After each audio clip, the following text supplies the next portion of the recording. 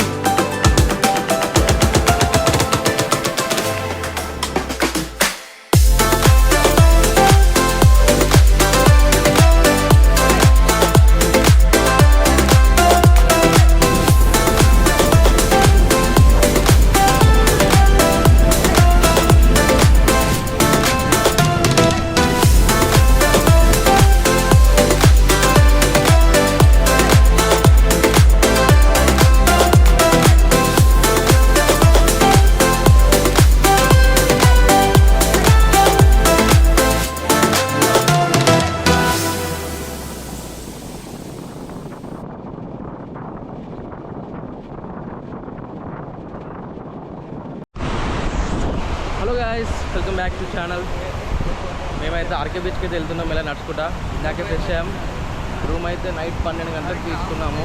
అరకు నుంచి రావడానికి మాకు 12:30 అయితే అయ్యిందన్నమాట night. So we are going to R K beach today. అలలు అయితే గట్టిగా వస్తున్నాయి. వ్యూ పాయింట్ మీరు చూడొచ్చు.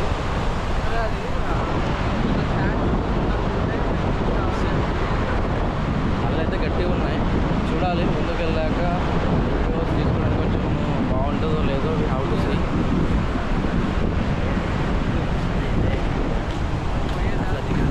ఫస్ట్ టైం వచ్చాను నేను కూడా ఆర్కే బీచ్కి.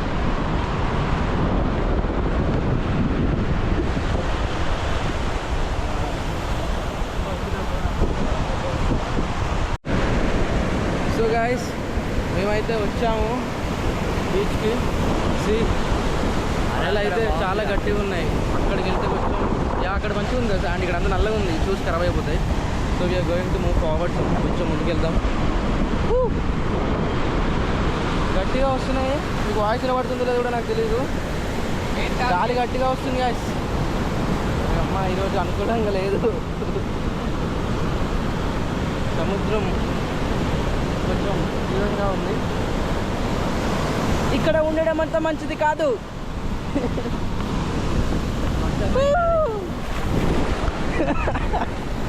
నాకు వాటర్ తాగే అంటే కొంచెం నాకు చూసి ఖరాబ్ అయిపోతాయి. వద్దు గైస్, నాకు వాటర్ తాగా అంటే నా షూస్ ఖరాబ్ అయిపోతాయి. నేనైతే వైట్ షూస్ తీసుకున్నాను, వేరే లేవు. చెప్పలు వేసుకొని వద్దాం అంటే ఇట్ బీ నాట్ కన్వీనియంట్ కదా, అందుకే షూస్ వచ్చాను. బీచ్లో తాగా నేను అసలు వాటర్ ఒకవేళ షూస్ ఇప్పేసేసి వెళ్తాను. ఒకవేళ వెళ్ళాలనుకున్నా కూడా అక్కడ పైగా రాయిలు ఉన్నాయి కదా, అక్కడ రాళ్ళు ఉన్నాయి కదా, అక్కడ చూసి పెట్టేసి అయితే నీకు ఎందుకు వచ్చాను.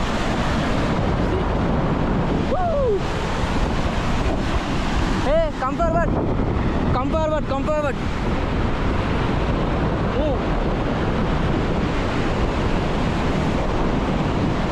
గైస్, నేనైతే తిరిగిన ప్లేసెస్ అని ఒక్కొక్క వీడియోలో ఒక్కొక్క ప్లేస్ అయితే అప్లోడ్ చేస్తాను. సో మీరు ఖచ్చితంగా అయితే మీరు అయితే అన్నీ చూడండి. మంచి 4Kలో రికార్డ్ చేసింది కాబట్టి మీకు అవుట్పుట్ కూడా చాలా మంచిగా ఉంటుంది.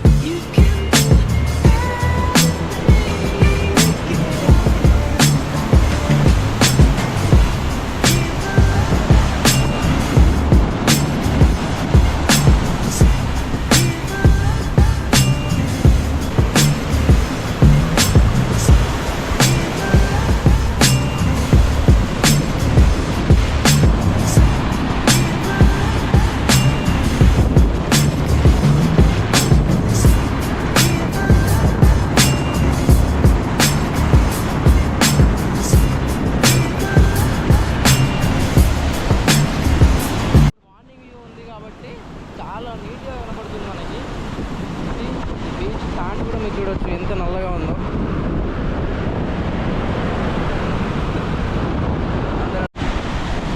గాయస్, సముద్రంలో చాలా ఎంజాయ్ చేసాం మేమైతే. మా వాళ్ళు అయితే అసలు తినట్లేదు ఎవరికి. చూడండి ఫోటోషూట్ తీసుకుంటున్నారు. తడిచిపోయాను అయితే మొత్తం లిటరల్గా చూడండి. మై గాడ్, చాలా ఘోరంగా ఉంది అసలు. నా షెట్టర్ తడిచిపోయింది మొత్తానికి. అండ్ మీకు ఇక్కడ కొన్ని వింతలు చూపిస్తాను రండి. నేను ఇందాకనే చూశాను. ఇది ఇంతేం కాదు, జస్ట్ ఇక్కడ ఇలాంటివి జరుగుతూనే ఉంటాయి. ఒక పెద్ద చాప ఉంది గాయస్. ఆ చాపది లైక్ ఇంత కన్ను ఇంత ఉంది, దాని కన్నే ఇంత ఉంది. చూడండి మీకు చూపిస్తా. అది ఎక్కడి నుంచో కొట్టుకొచ్చేసింది.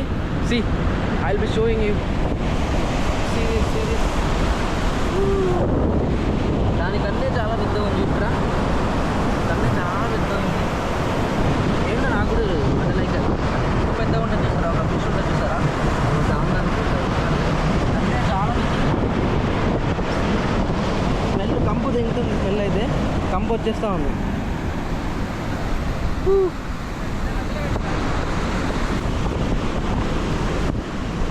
దిగపడుతున్నాడు మావాడు.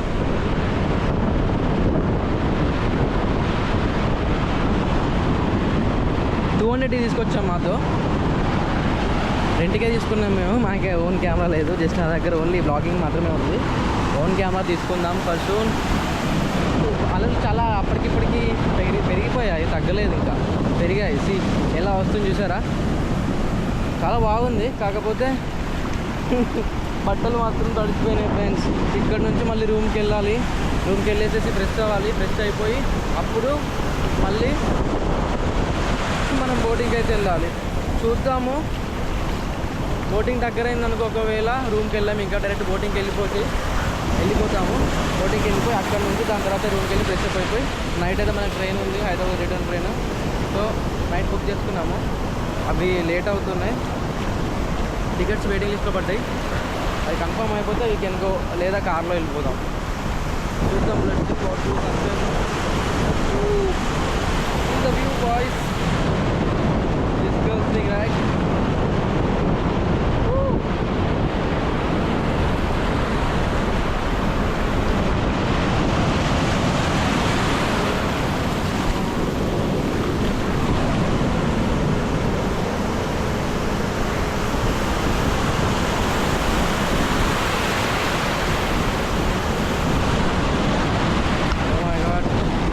మనది వాటర్ ప్రూఫ్ కెమెరానే, నథింగ్ టు వరీ. కాకపోతే వెళ్ళిపోతున్నా మంచిది, ఎందుకంటే ఆ ప్రెషర్కి కెమెరా వెళ్ళిపోతే నా షూస్ ఆల్రెడీ చాలా తగ్గిపోయినాయి.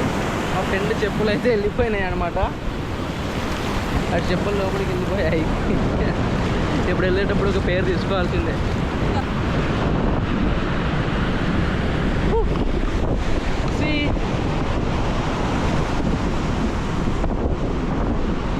మేమైతే రూమ్ గాయస్ అక్కడ మీకు కనబడుతుంది చూసారు బిల్డింగ్, ఆ ఫ్రంట్ది. మేమైతే అందులోనే రూమ్ తీసుకున్నాం అనమాట. బాగుంది రూము. మాకైతే 2200 పడింది. ఏసీ 24 hours ఏసీ ఖచ్చితంగా తీసుకోండి గాయస్. ఒకవేళ ఈరోజు అయితే ఎండ లేదు, కానీ ఎండ ఉంటే మాత్రం మీరు ఉండలేరు అనమాట అసలు రూమ్లో. సో ఏసీ తీసుకుంటే బెటర్ మీరు వస్తే.